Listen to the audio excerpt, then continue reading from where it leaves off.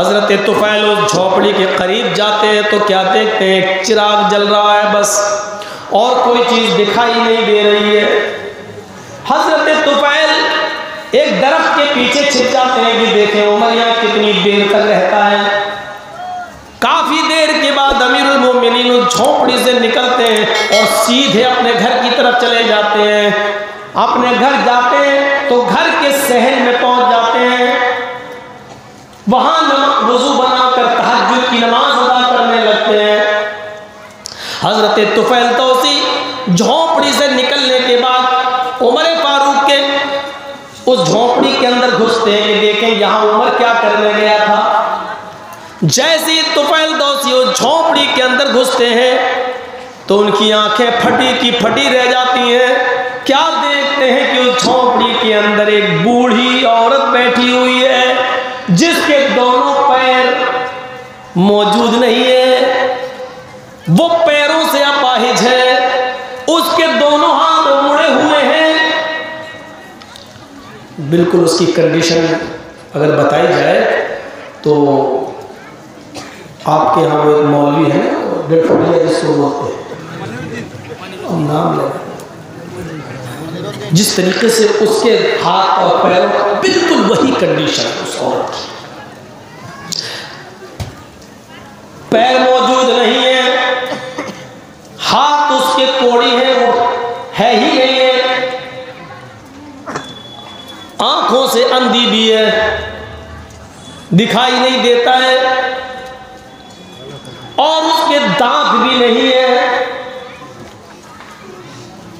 हजरत तुफैल जब उस बूढ़ी औरत के पास जाते हैं और उससे कहते हैं, माँ ये आदमी जो अभी तुम्हारे पास आया था और काफी देर यहां रहा और यहां से चला गया,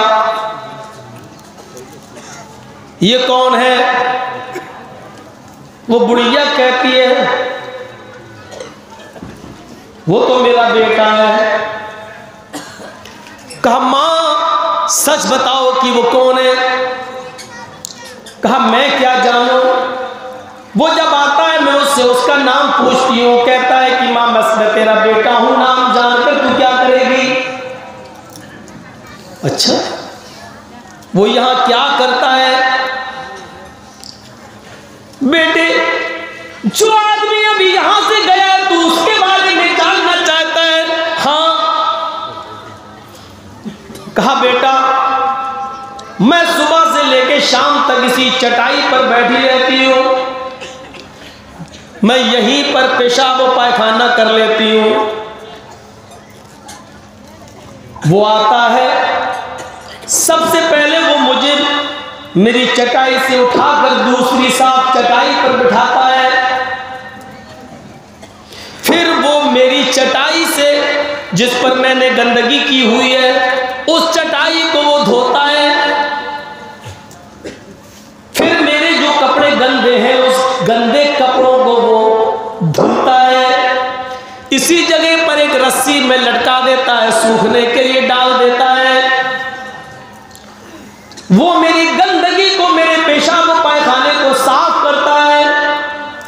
जब इन कामों से फारिग होता है तो उसके बाद यहां चूल्हा जलाता है, अपने साथ खाने पीने का सामान लेकर आता है, वो यही ताजा ताजा गरम गरम खाना बनाता है।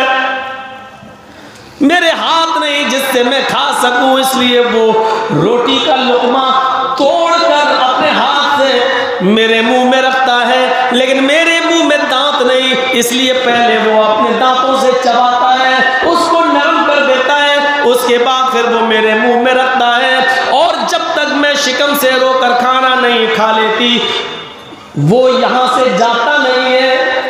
जब वो मुझे सुला देता है मेरा सर दबा देता है, मेरे बालों में कंघी कर देता है, मेरे सर में तेल डाल देता है, मुझे गुस्ल भी करा देता है, मुझे नहला देता है, धुला देता है।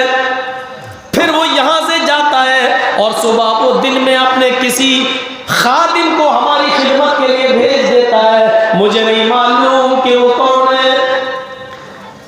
कहा मां वो तेरे पास कब से आ रहा है? उस बुढ़िया ने जवाब दिया बेटे उसको तो यहां आते आते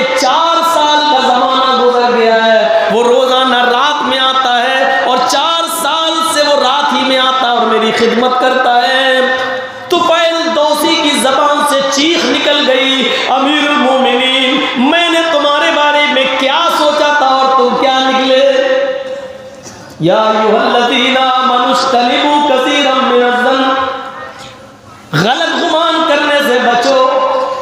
ज्यादा बदगुमानी इंसान को गुनाहगार बना देती है। देखिए तुफैल तौसी ने क्या सोचा, ये रात में कहाँ जा रहे हैं, इस झोपड़ी में क्यों घुस रहे हैं। सोचा कुछ और था और निकला कुछ और मामला। हजरत तुफैल तौसी ने कहा अमीरुल मोमिनीन, मैंने तुम्हारे बारे में क्या सोचा और तुम क्या निकले। बुढ़िया ने कहा क्या कहते हो। कहा मां जानती हो वो कौन था जो 4 साल से तुम्हारे पास आ रहा है। कहा नहीं। कहा वो अमीरुल मोमिनीन है, वो उमर फारूक रज़ी अल्लाह ताला अन्हु है। बुढ़िया कहती है वो अमीरुल मोमिनीन हजरत उमर है।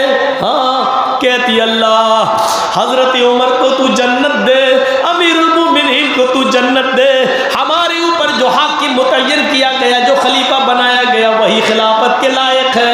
वो हकीकत में वही खलीफा है, वो अपनी जिम्मेदारी को निभा रहा है। मेरे प्यारे साथियों तसव्वुर कीजिए आप, हजरत उमर फारूक का ये अमल हमें क्या बतला रहा है। हम कितने ही बड़े सरपंच बन जाएं, कितने बड़े सरदार बन जाएं, कितने बड़े अपने कौम के जिम्मेदार बन जाएं, आप जितने बड़े जिम्मेदार हैं, लोगों की उतनी ज्यादा जिम्मेदारियां आपके ऊपर आयद होती हैं, उतने ही ज्यादा कयामत के दिन आपसे सवाल जवाब होगा। ये मत सोचिए क्या है, हमको लोगों ने अमीर बना दिया है, प्रेसिडेंट बना दिया है। प्रेसिडेंट बन जाना बहुत खुश नसीबी की बात नहीं है, क्योंकि अगर आपने लोगों की जिम्मेदारियों को सही से अदा नहीं किया तो यही पोस्ट आपके लिए वबाले जान बन जाएगी। हजरत तुफैल तौसी भागते हुए हजरत उमर फारूक के दरबार में आते हैं। वो घर के आंगन में चटाई पर नमाज तहज्जुद पढ़कर फारिग हो चुके हैं, दोनों हाथ उठाकर अपने रब से दुआ कर रहे हैं। रब्बना सिर्फ अन्ना अज़ाब जहन्नम इन अज़ाबहा काना गरामा। अमीरुल मोमिनीन की आवाज जरा तेज निकल रही थी। वो सोच रहे थे रात के अंधेरे में मेरी आवाज कौन सुनेगा, इसलिए वो दुआ मांगते मांगते जहन्नम के अज़ाब से पनाह मांगते मांगते ये दुआ जोर से पढ़ गए। रब्बना सिर्फ अन्ना अज़ाब जहन्नम इन अज़ाबहा काना गरामा। आय अल्लाह, आय हमारे रब जहन्नम का अजाब हमसे हटा ले, जहन्नम का अजाब हमसे दूर कर दे। इन्ना अज़ाबहा काना गरामा, तेरा अजाब बहुत ही ज्यादा सख्त है, तेरा अजाब बहुत ही ज्यादा चिमटने वाला है, तेरा अजाब बहुत ही ज्यादा सख्त है जो हम बर्दाश्त नहीं कर सकते। ये दुआ मांगी रहे थे कि पीछे से हज़रत तुफैल ने आवाज दी, अमीरुल मोमिनीन जो इंसान रात की तारीकी में, रात के अंधेरे में एक बूढ़ी औरत का पेशाब व पायखाना साफ करे, उसकी गंदी चटाई को साफ करे, उसके कपड़े धुलकर साफ करे, उसको अपने हाथ से खाना बनाकर तैयार करे, अपने हाथ से खिलाए, अपने दांतों से नरम करके खिलाए, ऐसा आदमी अगर जहन्नम में चला गया तो फिर जन्नत में कौन जाएगा। ऐसा आदमी अगर जहन्नम में चला गया तो जन्नत में कौन जाएगा। हजरत उमर दुआ मांगते मांगते पीछे मुड़कर देखते हैं कि हजरत तुफैल तौसी हैं, चीख पड़े आय अल्लाह आज मेरा ये नेक काम फाश हो गया, आज मेरी नेकी का पर्दा खुल गया।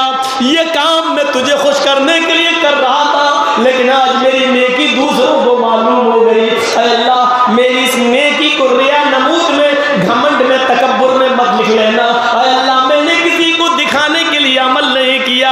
आय अल्लाह तुफैल तौसी ने चुपके से मालूम कर लिया, वरना मेरा ये काम सिर्फ तेरी खुशनुदी और तुझे राजी करने के लिए था। मेरे भाइयों अंदाजा लगा सकते हैं हम एक दूसरे के बारे में क्या सोच रहा है और हजरत उमर की हकीकत क्या निकलती है। कुरान कहता है या अय्युहल्लज़ीना आमनुज्तनिबू कसीरम मिनज़्ज़न इन्न बअज़-ज़न्नि इस्म। ईमान वालों, मुसलमानों, अपने भाई के बारे में बुरा गुमान मत किया करो। बुरा गुमान इंसान को गुनाहगार बना देता है। इन वाक़यात को सामने रखिए। हजरत तुफैल तौसी को भी हो गई थी, सहाबी रसूल है, में रात के अंधेरे में रोजाना एक जंगल में जाया करते थे और उस जंगल में एक झोपड़ी बनी हुई थी, वो झोपड़ी में घुस जाया करते थे। हजरत तुफैल दौसी ने एक बात पूछा, अमीरुल मोमिनीन, आए उमर, रात की तारीकी में तुम रोजाना कहीं जाते हो, कहां जाते हो? मैं देखता हूं कि रात में तुमने अपना मामूल बना लिया है। आप अमीरुल मोमिनीन हैं, आप अपने गुलाम को क्यों नहीं भेजते? आप अकेले क्यों जाते हैं? हजरत उमर ने कहा, यह मेरा जाती मामला है, ये मेरा जाती मामला है, आप इसमें इंटरफियर मत कीजिए, आप इसमें मुदाखलत मत कीजिए, आपको कुछ सोचने की जरूरत नहीं, ये मेरा और मेरा रब जानता है। तो फैल दौसी को शक हो गया, बदगुमानी, रात में जाते, अच्छा देखता हूँ, मेरे पता लगाता हूँ। तो चुपके से कहीं छिप गए। आजकल की तरह लाइटें नहीं थी। हजरत उमर रात के काफी अंधेरे में निकले और निकलने के बाद दाएं बाएं देखा, कोई नजर नहीं आया, सीधे चल दिए, पीछे पीछे तुफैल भी चल दिए। इस हिसाब से चल रहे थे कि उमर अगर पीछे मुड़कर भी देखे तो हमें देख न सके। थोड़ी देर में उमर एक जंगल में पहुंच गए। फिर उमर ने दाएं बाएं देखा, कोई देख तो नहीं रहा, एक झोपड़ी में घुस गए। हजरत तुफैल का मूड खराब, दिल में दुआ कि अल्लाह उमर के बारे में मेरे दिल में जो ख्याल पैदा हो रहा है, अल्लाह करे कि वो गलत हो, अल्लाह करे कि वो सच हो।